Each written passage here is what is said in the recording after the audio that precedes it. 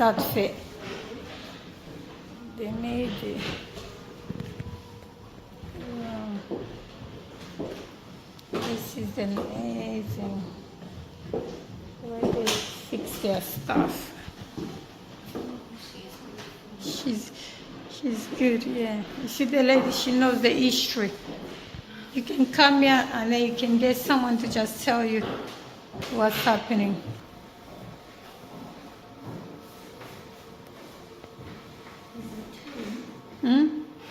Oh, that's like what they bury this person, I don't tomb. But you can't, they just put a picture of him. I don't know if he's a king or what. I don't know what that is, yeah. So they show like he's laying down in the, this is a closet for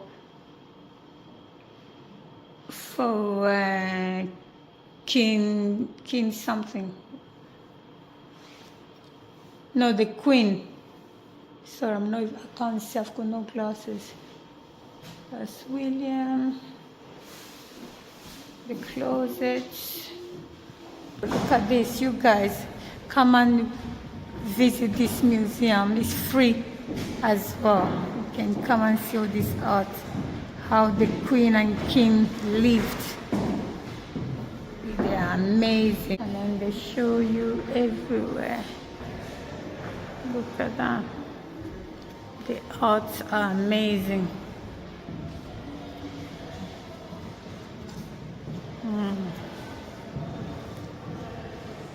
Is a gift from China? Yeah, I think so. They gifted it to the king. Yeah, China stuff. Yeah. Wow. Yeah. It's so good, you guys. Look at that. They're expensive. Did they say anything about what year they gifted them? No. No. Okay. I don't see that. 1820. Yes. On the bottom there. That's 1820, this stuff I kept for. Bath jar. So, okay, so they've got the history. You see that? Why is that? Do you know the name of that? I don't know. That seashell. Ah, It's seashell, yeah. Seashell, yes. Can you see, like, at the museum they had this time to check the time? Oh. Wow. All these are beautiful, you guys. Are beautiful.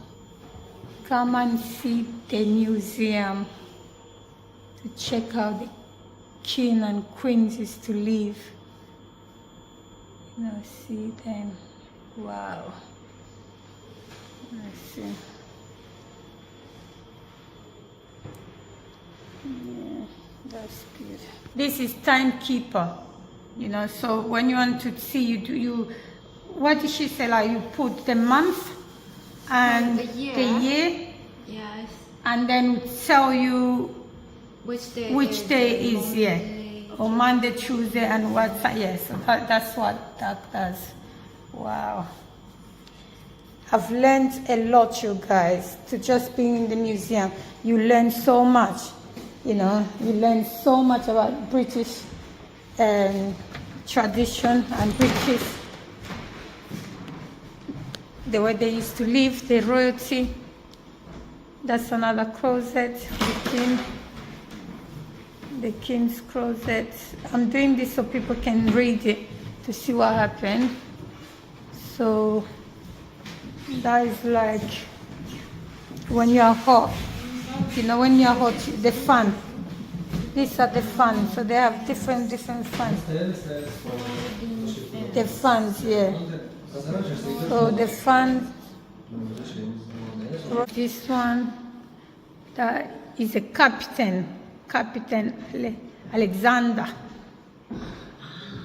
Captain, hi. Another captain. All these are the captain. Captain in the ship. You know when they're in the ship sailing, these are the captain. When they're sailing in the ship, yeah, these are the captain. Yeah, Captain. Thomas, this is Thomas. I know the movie. Yeah, it's just the art, yeah. All them people there. They save, they sell the sheep. Wow. King's bed chamber.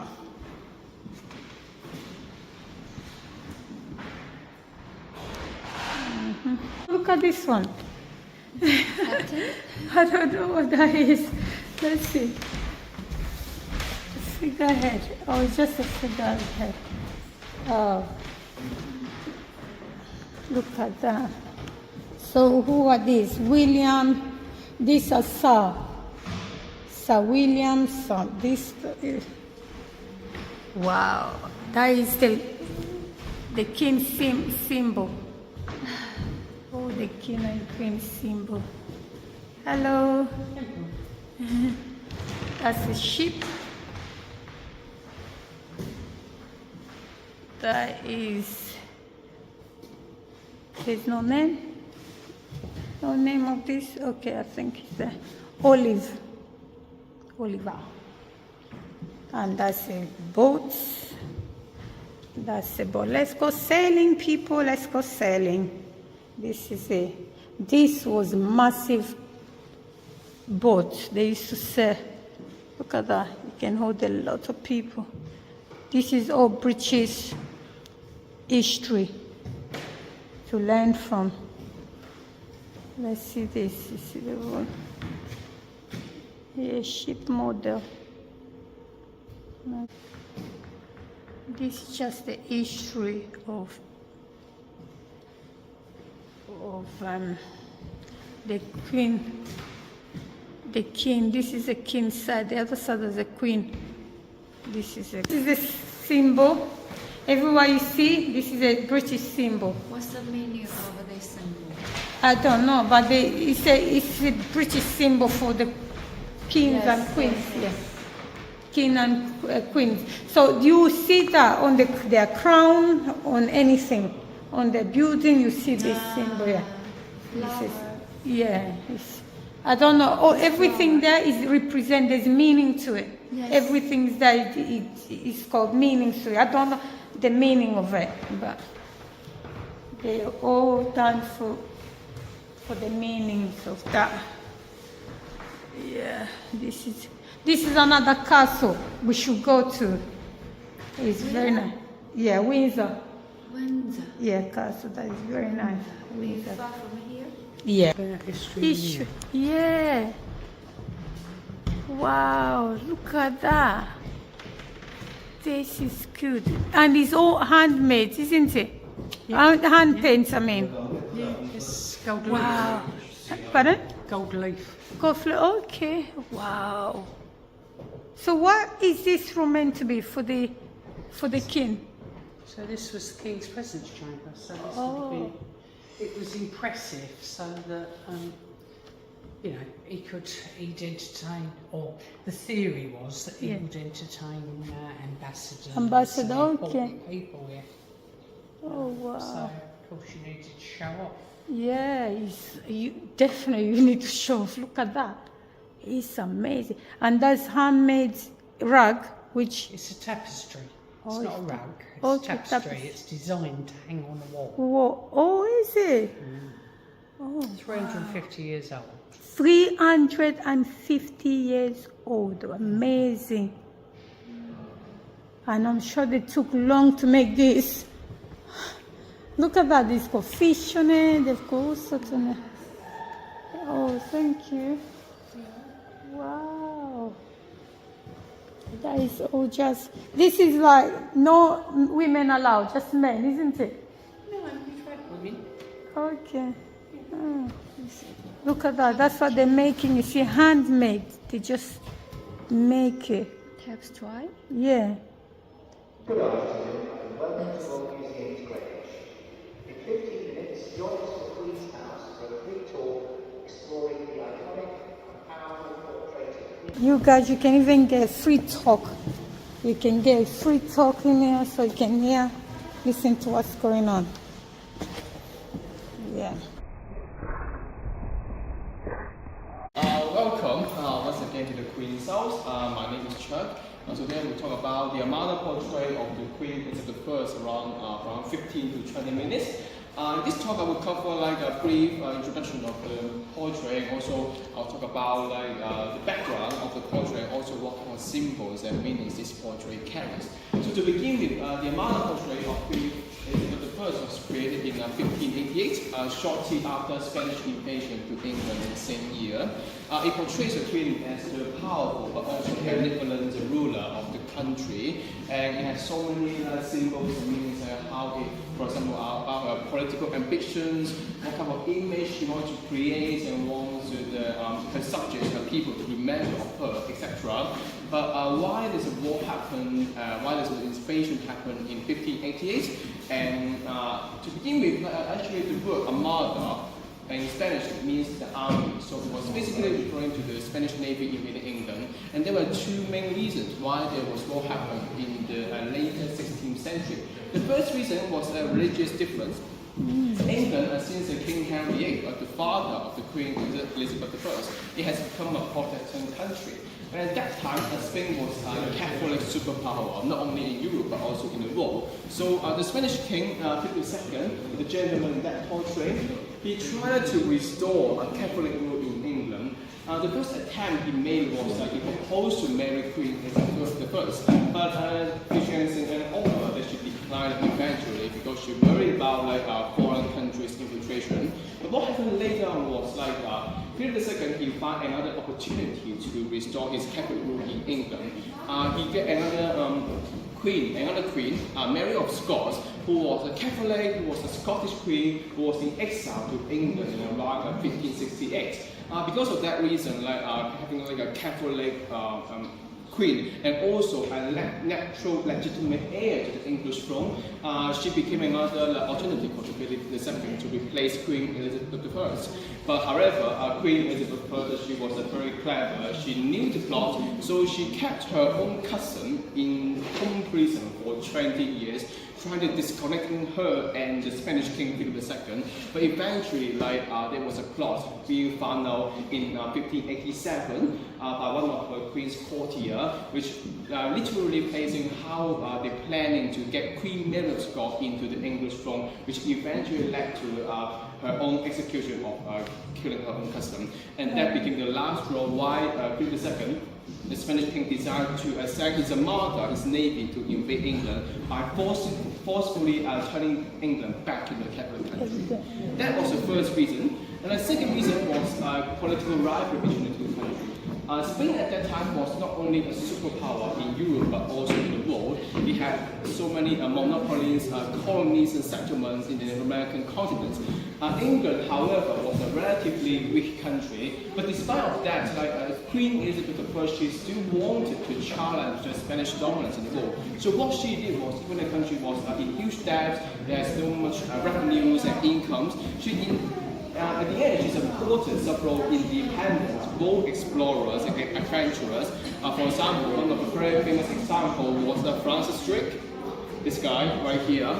He led several war expeditions across the globe and also launched several attacks on the Spanish ports in the American continent. And that became another reason why Philip II, he was very unhappy about the Queen's presence, about challenging the Spanish dominance, and also being a Protestant country. All this accumulated and eventually a war happened in 1588 by launching his armada to invade England. So, after all this background, how did the war actually happen? The Spanish Navy, they set sail in early July of 1588. They set sail in a crescent shape, as you can see right here in this thing here.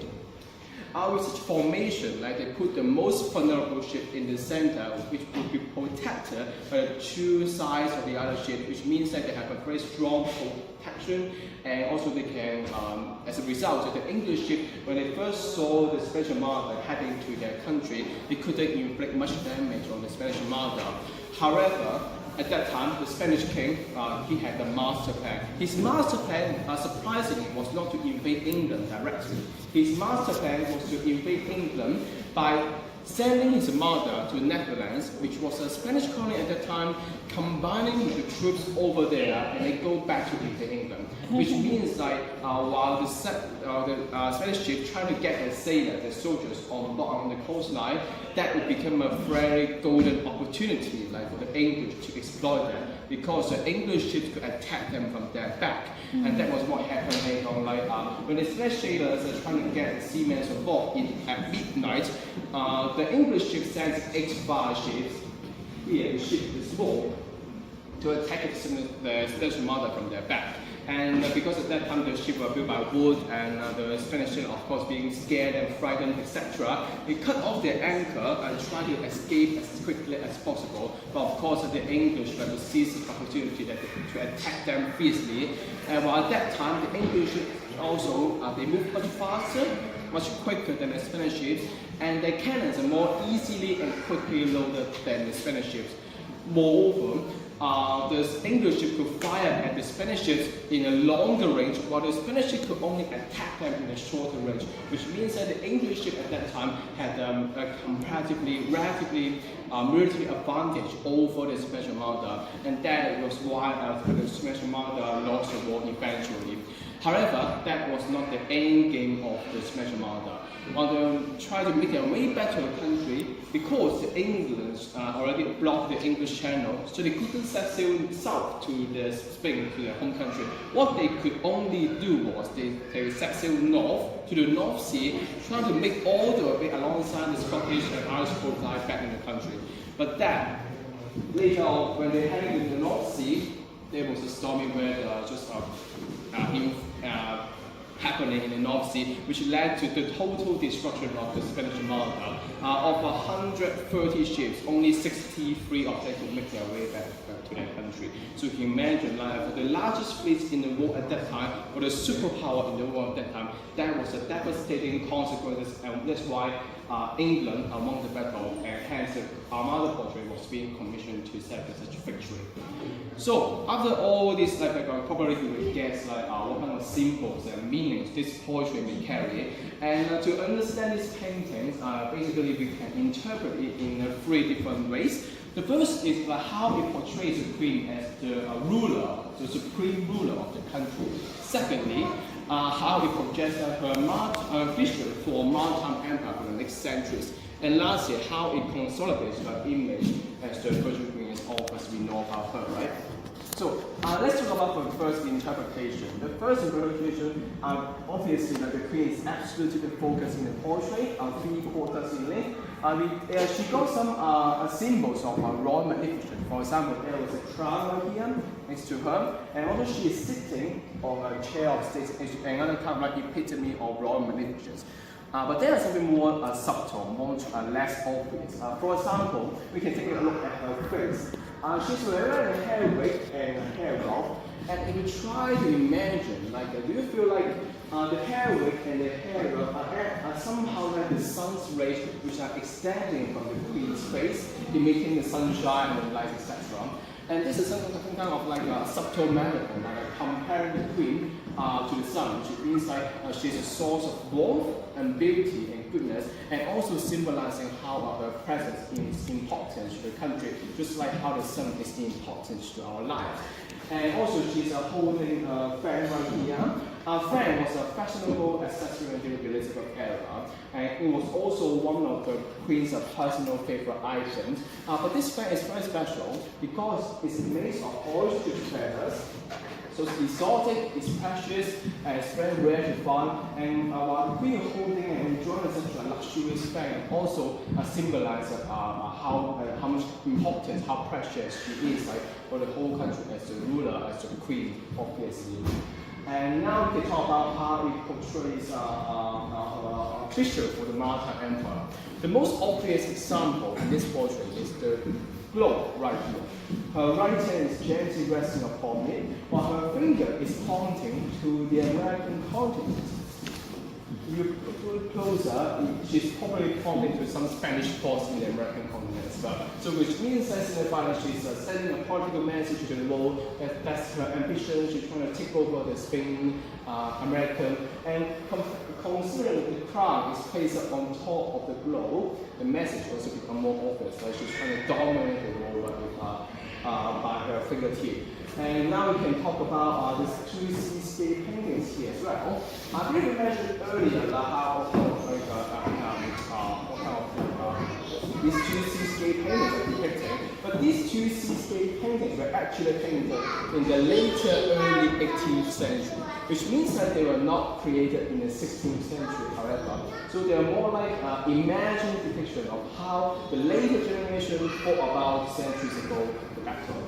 And also, the Queen itself, if they think about as a whole, the Queen is looking towards to the calm sea, towards the fictional moment that her country won the war, while turning back against the chaotic seas, stormy weather, taking this special money, which suggesting that the Queen is a source of stability. She's bring peace, prosperity to the country, etc. And with the mermaids put on right here, they also tempt and they destroy the city. So the city find out the Queen, how beautiful she was, how powerful she was, and hence she could win a battle against the superpower in the world at that time. And lastly, we can talk about how it consolidates her image as a Virgin Queen. Like the most obvious example in this portrait is all those pearls the Queen is carrying over her dress. The pearls carry two different meanings. The first one is connected to the sea, to the Maritime Empire again. The second is more importantly, it carries to reference of Greek goddess of Cynthia, who was a virgin and therefore she is pure. So that's why her dress is covered all over the pearls right here, etc. And if we take a closer look later on, like this pearl is also larger than the rest of it as well. But I'm not here to explain why this pearl is very special, so you can probably guess why it's larger than the rest of it right here in this spot. And now we can talk about her face. Her face is an iconic image, as all of us know about her. Like, it's not only appear like in dramas or theatre or films, right? But actually there was a reason why she always had this iconic image. Because when she was at the age of 29, she suffered a smallpox, which left her half bald and a lot of scar and marks all over her face. And since then, she relied on heavy makeup, trying to cover all those marks, and always wear a hair wig. But that became another reason why she was also retained such an image, and also ironically give her a sense of timelessness, because she's always stay young, always stay pretty, and even though when this portrait was created at the age of 55, she still seeing pretty much 30 years earlier, at the age of 29. And lastly, we can talk about the dress right here. The color scheme of the dress are black and white. Black and white are the Queen's favorite color scheme. While black suggests like a power, humility, authority, the white suggesting like purity, chastity, and beauty, etc. So, but the black can also refer to the darkness in the nighttime, while the white suggests a pearl-like moon, which carries another subtle reference to Greek goddess Cynthia, and hence on that she is the Virgin Queen, as we all know right here. So this portrait I carry many different meanings, and I can't cover all of them, of course. But there are something more interesting facts about this portrait. For example, it is one of the 3 surviving versions in England. There are 2 other versions in different places. One is in the National Portrait Gallery. Slightly different in its format and some of the symbols, but pretty much they're the same, and all of them are original. And for this version, we acquired it in 2016. We purchased it from the descendants of Francis Drake, a gentleman who once worked for the Queen. So we kind of like get a connection to the Queen, like in some sort of ways, you know. And after acquiring it, we undertook like extensive conservation work. We removed the previous very yellowish layer on top of it, so we can see the more true genuine color like shine display right here. So this is the end of my talk. Again, thank you very much for coming. I hope you learned something. And if you want to support us, you're very welcome to make a donation over there, or you can leave us a review on TripAdvisor. That would be very appreciated. Okay? Thank you. Thank you. Look at the stairs. You can.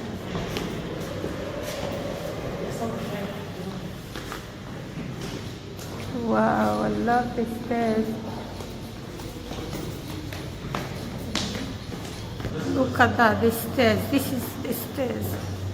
Beautiful. From the ceiling all the way down. All the way down, down, down, down, down. And we have the shops here. You can buy anything you want to buy for memories. When you finish touring, you know, get stuff for Christmas, little tree, and that's calendar. This is a calendar for, it's got chocolate inside, so you can buy. Yeah, that's a pen. Yeah, to write. No, not this one. I don't think. Open this one. You just take this out. Oop. Oh, look. Sorry. Yeah, gently. Oh my gosh. It's actually loud. Sorry. We meant to take it gently. Come to the little Betty. You can put it on the Christmas tree. That's all Christmas tree. For Christmas. Wow, Christmas is near. I love it. That's all for the Christmas leather bag. You just buy and take it. What? Yeah. The story about the king and the crown. And so you should buy that. You learn. For free? No, you have to pay for it. Yeah. £10 for that small book. That's good. You see the stairs I was looking at? That's the stairs. See the way it is? Yeah. I took a picture of it. £3 magnet. That's good. And the king's house. That's a magnet for the fridge. You can see how this thing. So you guys, you should come and visit Greenwich Museum and see what's going on. Thank you for watching my channel. You can't see me because I'm filming the other way, so I can show you what's going on. There's candles there. There's a lot of that mag, buses. Yeah. Thank you for watching. Tina, say bye. Thank you for watching.